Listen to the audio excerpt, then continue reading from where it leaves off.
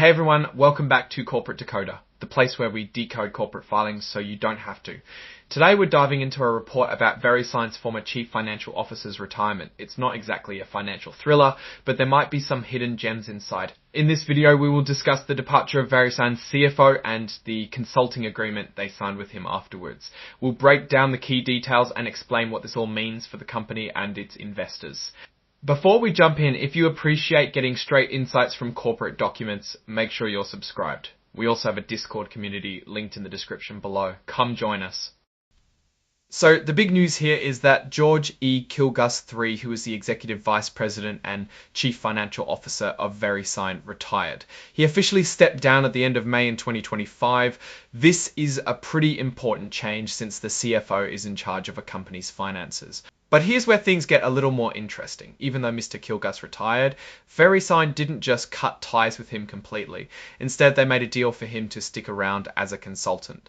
The company signed a consulting agreement with Mr. Kilguss. This agreement says that he'll give VeriSign advice and help out from June to 2020, 2020, 2020, 2020, 2020, 2020, 2025 until July 24, 2025. Now let's talk money. VeriSign is paying Mr. Kilguss $50,000 per month for his consulting work. That's a total of up to $100,000 depending on how long he consults.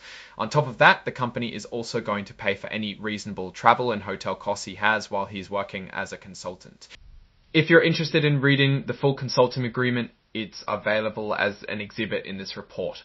So what's the story here? Well, when a top executive leaves a company, it can sometimes create a knowledge gap.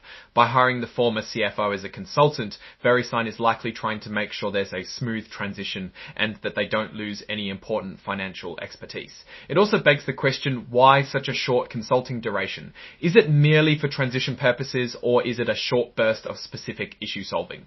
Now, giving my overall opinion on VeriSign, the consulting agreement seems like a reasonable move to ensure a smooth transition after the CFO's retirement. It suggests that VeriSign values Mr. Kilguss's expertise and wants to leverage it during this period of change. However, the company should also focus on developing internal talent and bringing in new perspectives to avoid over-reliance on external consultants in the long run. There's really not a lot to comment on here since this is just a report on a CFO leaving and the company is obviously going to be alright.